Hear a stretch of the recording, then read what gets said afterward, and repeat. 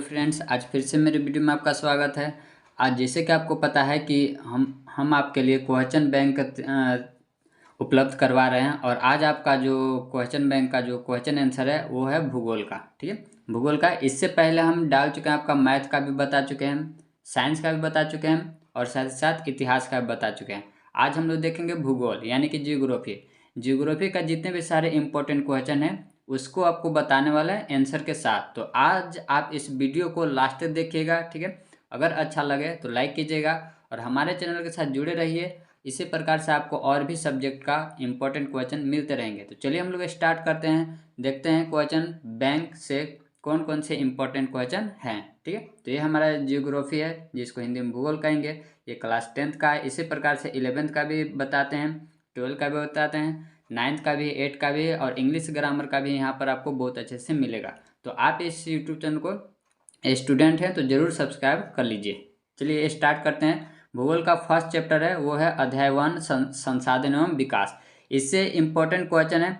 यहाँ पर आपको ऑब्जेक्टिव सब्जेक्टिव सब है, जो कि यहाँ पर ऑब्जेक्टिव आपको टोटल 12 क्वेश्चन है। 12 क्वेश्चन का आंसर है वो यहाँ पर है। ठीक है, आंसर आपको साथ साथ दिया हुआ है, जैसे कि देख सकते हैं। फर्स्ट का जो आंसर है वो यहाँ पर डी है। तो आपको क्वेश्चन पढ़ लीजिएगा यहाँ पर, क्योंकि यहाँ पर सभी सब्जेक्ट का सभी चैप्टर को बताने वाले हैं तो बहुत लंबा वीडियो बन जाए। तो आप क्वेश्चन और आंसर देखते चलिए। ठीक है, चलिए तो देख लीजिए इसका क्वेश्चन 1 2 3 4 5 6 7 8 9 और 10 11 हो गया यहाँ तक। ठीक है, इसके बाद 12 आपका यहाँ पर है, 12 यहाँ पर है, इसको आप देख लीजिए। ठीक है, जिस भूमि पर खेती की जाती है उसे क्या कहते हैं? तो कृषि योग्य भूमि। क्लियर है। अब देखिए अति लघु उत्तरीय प्रश्न है, इसमें देखिए मानव निर्मित संसाधन के 5 उदाहरण दे। 5 उदाहरण देना है जो मानव द्वारा निर्माण किया है। तो उद्योग हो गया, मशीन हो गया, मकान हो गया, बांध हो गया, परिवहन के साधन हो गए, ये सब लोग बनाए हैं, आदमी बनाए हैं, इसीलिए मानव निर्मित है। इसके बाद जलोढ़ मृदा किसे कहते हैं आया आपको पता है, देख लीजिए इसका आंसर है। इसके बाद लेटराइट मृदा किस फसल के लिए अधिक उपयुक्त है? आयु के आधार पर जलोढ़ मृदा के कितने प्रकार हैं? काली मृदा किस फसल के खेती के लिए उपयुक्त मानी जाती है? ये सब इंपॉर्टेंट क्वेश्चन जो आप आज आपको सिर्फ इंपॉर्टेंट क्वेश्चन बताएंगे और एक्स्ट्रा क्वेश्चन नहीं बताएंगे। ठीक है, तो मेरे तरफ से भी इम्पोर्टेंट है, आप देख लीजिए। इसके बाद आते हैं लघु उत्तरीय प्रश्न। इसमें है सतत पोषणीय विकास, इसको आप याद कर लीजिएगा। ठीक है, नवीकरणीय और अनवीकरणीय संसाधनों में अंतर स्पष्ट, ये आप जरूर याद कीजिए, इससे क्वेश्चन पक्का आता ही आता है। ठीक है, तो इसका आंसर देख लीजिए। इसके बाद जैव संसाधन किसे कहते हैं, इसको भी आप ध्यान में रखिए, याद रखिए। ठीक है, नवीकरणीय संसाधन अगर इसको याद कर लिए तो अब फिर बाकी याद करने की जरूरत नहीं है। इसके बाद देखते हैं क्वेश्चन नंबर है 23 है संसाधनों के अंधाधुन। ये तो अपना क्वेश्चन है। ठीक है, ये सब क्वेश्चन से आपको बिल्कुल भी घबराना नहीं है, डरना नहीं है। फिर काली मृदा में कौन कौन से पोषक तत्व है, इंपॉर्टेंट है। मृदा अपरदन किसे कहते हैं, ये भी आप याद कर लीजिएगा। इसके बाद क्वेश्चन नंबर चलते हैं 26 है। यहाँ पर आपका बड़ा बड़ा क्वेश्चन आंसर मिलता है। तो यहाँ पर जो क्वेश्चन आंसर है आप इसको याद कर लीजिएगा तो अच्छा रहेगा, एक बार पढ़ लीजिएगा। इसके बाद संसाधनों का अंधाधुन, इसको तो आप अगर ऊपर याद किए कर लिए या फिर इसको याद कर लें तो बाकी याद करने की जरूरत नहीं है, इससे संसाधन से जुड़े हुए। इसके बाद आपका क्वेश्चन नंबर 27 है। क्वेश्चन नंबर 28 यहाँ पर है। देखिए क्वेश्चन नंबर 28, भूमि के निम्नीकरण के क्या कारण है, इंपॉर्टेंट है, इसको याद आप जरूर कर लीजिएगा। इसके बाद है लास्ट क्वेश्चन है 29, मृदा के संसाधन से क्या उपाय किए जा सकते हैं, संरक्षण के क्या उपाय किए जा सकते हैं, ये इंपॉर्टेंट है, इसको भी आप याद कर लीजिएगा। क्लियर है। आगे बढ़ते हैं हम लोग चैप्टर नंबर 2 वन्य एवं वन्य जीव संसाधन। क्लियर है। तो इसमें देखिए ये हमारा चैप्टर 2 है। इसमें क्वेश्चन पहला देख लीजिए, इसका आंसर यहाँ पर लिखा हुआ है। ठीक है, तो फर्स्ट देख लीजिए, फिर सेकेंड है, फिर थर्ड है और इसके बाद चौथा, पांचवा, छठा है, संतवा, अंठवा, फिर आपका नवा यहाँ से स्टार्ट होता है। यहाँ से वीडियो थोड़ा सा अगर फास्ट लगे तो आप इसको पॉज करके देख सकते हैं। फिर इसके बाद 11 हो गया, इसके बाद 12 हो गया और 13, 14, 15, 16। ठीक है, इसके बाद इधर भी आपका, इसमें तो बहुत सारा क्वेश्चन ऑब्जेक्टिव क्वेश्चन है दिया हुआ, आप इसको जरूर देखिए, अच्छे से पढ़िए। ठीक है, और उम्मीद है कि आपका एग्जाम अच्छा जाए और मार्क्स अच्छा मिले। ठीक है, तो क्वेश्चन देख लीजिए पूरा पूरा, इसमें क्वेश्चन दोनों तरफ देख लीजिएगा अच्छे से, वीडियो को थोड़ा सा पॉज करके और यहाँ पर देख लीजिएगा। क्लियर है। चलिए तो टोटल जो क्वेश्चन है वो है 40 क्वेश्चन है और भी आगे है इसमें ऑब्जेक्टिव क्वेश्चन। ठीक है, तो इधर भी देखते चलते हैं। अति लघु उत्तरीय प्रश्न में यहाँ पर इसमें देख सकते हैं आप, इसमें क्या कहता है, जैव विविधता क्या है, इंपॉर्टेंट है, इसको याद कर लीजिएगा। ठीक है, और इस पर इसको पढ़ लेते हैं तो अच्छी बात है। इसके बाद आपका ये सब क्वेश्चन को आप देख लीजिएगा। इसके बाद आगे बढ़ते हैं, ये सब क्वेश्चन को भी आप देख लीजिएगा, पढ़ लीजिएगा एक बार, और आगे इस प्रकार से बढ़ते हैं।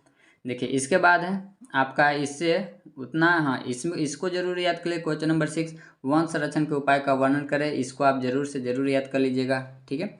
इसके बाद है यहाँ क्वेश्चन नंबर 1 है, बायो रिजर्व क्या है, 2 उदाहरण दीजिए। जैव विविधता के 2 लाभ लिखिए, ये भी याद कर लीजिएगा। इसके बाद क्वेश्चन नंबर 7 इधर है, वनस्पति जगत तथा प्राणी जगत में अंतर लिखें, याद कर लीजिएगा इसको। इसके बाद क्वेश्चन नंबर अगर इधर देखते हैं तो वनों के संरक्षण में लोगों की भागीदारी किस प्रकार महत्वपूर्ण भूमिका निभाती है, ये जरूर याद कर लीजिए। याद करें कि ये सब ऐसे चीज़ें नहीं है, आप इसको समझते हैं अच्छे से। चलिए इसके बाद है, अगर समझ लीजिए तो याद करने की जरूरत नहीं है, अपने से आंसर दीजिएगा तो उससे भी अच्छा नंबर मिलेगा। इसके बाद जैव विविधता को प्रभावित करने वाले कारकों क्या क्या हैं उस पर चर्चा करें, तो इसको आप जरूर याद कर लीजिएगा।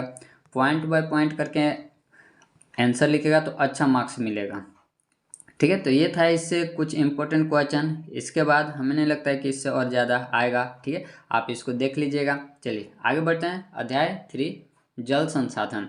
तो देखिए यहाँ पर ऑब्जेक्टिव के नीचे ही इसका आंसर दिया हो, तो आप इसको अच्छे से देख लीजिए। आगे बढ़ते हैं, आप वीडियो को रोक करके नोट डाउन कर लीजिए, याद कर लीजिए, ठीक है। चलिए तो आप देख लीजिए दोनों तरफ इसका ऑब्जेक्टिव क्वेश्चन, उसका आंसर नीचे दे रखा है। इसके बाद आता है रिक्त स्थान को भरने के लिए, तो आंसर यहाँ पर इसका दिया हुआ है, ठीक है। आंसर यहाँ पर इसका दिया हुआ है, इसको आप देख लीजिएगा, क्लियर है। चलिए आगे बढ़ें, आगे बढ़ते हैं। क्वेश्चन नंबर अति लघु उत्तरी की तरफ आते हैं। जल क्या है, जल संसाधन क्या है, बांध से क्या है, तो आप इसको याद रखते हैं तो ठीक है, नहीं तो कोई दिक्कत नहीं है, इसको याद रख लीजिएगा। और ये बहुउद्देश्य परियोजना क्या है, इसको आप याद कर लीजिएगा। इसके बाद जो क्वेश्चन है जो बता रहे हैं, जो टिक मारे हैं, उसको आप सिर्फ याद कीजिएगा। आपका एग्जाम में ये सब के अलावा और बाहर से कुछ नहीं आएगा, ठीक है। इसके बाद ये बांस ड्रिप सिंचाई प्रणाली क्या है, इसको आप जरूर से जरूर याद कीजिएगा। इसके बाद आगे बढ़ते हैं, आगे इसको देखते हैं। इसके बाद आपका है वर्षा जल संग्रहण क्या है, ये इसको आप याद कर लीजिएगा। नेक्स्ट आगे देखते हैं, जल दुर्लभता का क्या है, इसको आप जरूर से जरूर याद कर लीजिएगा। इसके बाद है जल संसाधन से क्या क्या लाभ है, इसको आप याद कर लीजिएगा, ठीक है। इसके बाद लघु उत्तरीय क्वेश्चन में आप इसको देख लीजिएगा, ठीक है। आगे बढ़ते हैं, दीर्घ उत्तरीय प्रश्न में इसको आप याद कर लीजिएगा, ठीक है, ये इम्पोर्टेंट है। फिर क्वेश्चन नंबर 3 भी इम्पोर्टेंट है, क्लियर है। चलिए आगे बढ़ते हैं इसी टाइप से, इसको आप जरूर से जरूर याद कर लीजिएगा। चलिए आगे, और इसमें उतना कुछ देखने की ज़रूरत नहीं है। चलिए इससे हो गया, आगे बढ़ते हैं। नेक्स्ट चैप्टर है हमारा, इससे आप इसको देख लीजिएगा। चलिए नेक्स्ट जो चैप्टर है वो कृषि है, ठीक है। इससे ऑब्जेक्टिव देखिए दोनों तरफ है, ठीक है, इसको अच्छे से देख लीजिए, याद कर लीजिए, और इसी प्रकार से आगे बढ़ते हैं। ये ज्योग्राफी आपका सब्जेक्ट है, इससे इम्पोर्टेंट क्वेश्चन आपको बता रहे हैं, सिर्फ इम्पोर्टेंट बता रहे हैं, ठीक है। बाकी और आपको जो अच्छा लगे उसको भी आप जरूर याद कीजिए, ठीक है। तो यहाँ पर कृषि देख रहे हैं, तो कृषि के बारे में आपको पता होना चाहिए कि कितने टाइप के कृषि होते हैं, तो उसको आप याद कर लीजिए, तो छोटा छोटा क्वेश्चन आंसर याद करने की जरूरत नहीं पड़ेगा, क्लियर है। चलिए आगे बढ़ते हैं, इसमें आप इसको देख लीजिएगा, क्वेश्चन नंबर इसको 21 को, इसको आप अच्छे से याद कर लीजिएगा। फिर भारत में चाय उत्पादन के लिए भौगोलिक स्थिति का वर्णन करें, इसको आप जरूर से जरूर याद कीजिए। आगे बढ़ते हैं, बाकी सब इसको देख लीजिएगा, ठीक है। यहाँ पर ये भी है क्वेश्चन नंबर 22, ठीक है, इसको भी देख लीजिएगा, अच्छा क्वेश्चन है इसका। चलिए आगे बढ़ते हैं, इसी टाइप से आप ये सबको, अगर आपको अच्छा लगे तो इसको याद कर लीजिएगा। इसी प्रकार से चैप्टर नंबर 5 देखिए, खनिज और ऊर्जा संसाधन, इसका ऑब्जेक्टिव क्वेश्चन जरूर याद कीजिए, इससे ऑब्जेक्टिव क्वेश्चन आता है, ठीक है, तो इसको आप जरूर याद कर लीजिए। और खनिज चैप्टर आप साइंस में भी पढ़े होंगे, ठीक है, तो ये सब से आप जरूर याद कर लीजिए।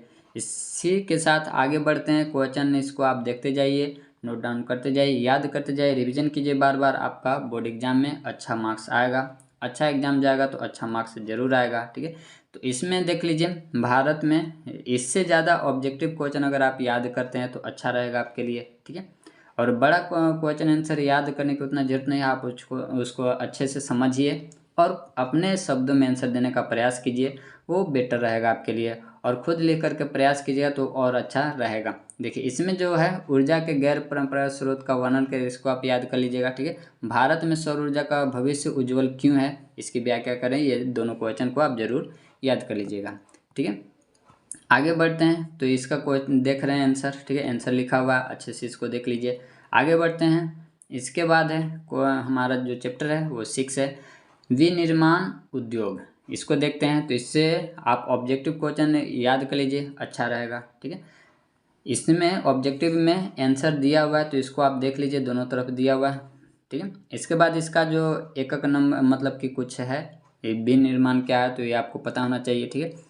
ये सब याद कर लीजिएगा। चलिए आगे बढ़ते हैं।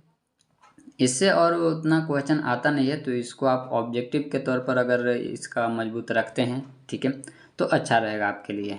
क्लियर है। तो इसको ये सब आप देख लीजिए, ये सब आपका क्वेश्चन है।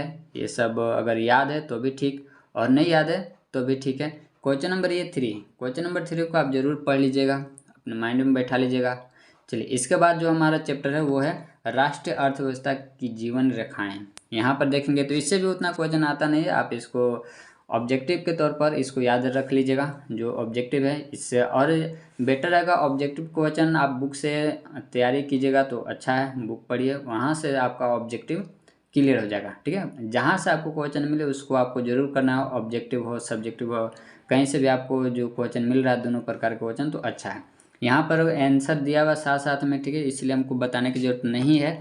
अगर किसी का गलती से मिस्टेक से अगर गलत आंसर है तो आप कमेंट कीजिएगा, उसको ज़रूर हम सुधारेंगे, ठीक है। तो आप क्वेश्चन देख रहे हैं, दोनों तरफ क्वेश्चन है, ठीक है। वीडियो अगर थोड़ा सा तेज है चल रहा है तो आप उसको पॉज करके इसको आप देख सकते हैं।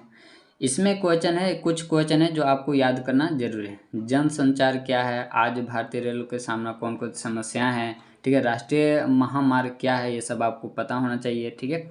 ये सब आप जरूर याद कर लीजिएगा।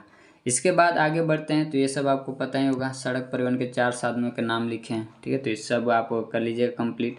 चलिए, तो ये जो जियोग्राफी है उतना आपको टेंशन नहीं देता है, ठीक है। इतिहास वगैरह वो सब ज़्यादा आपको उसमें टाइम लगता है।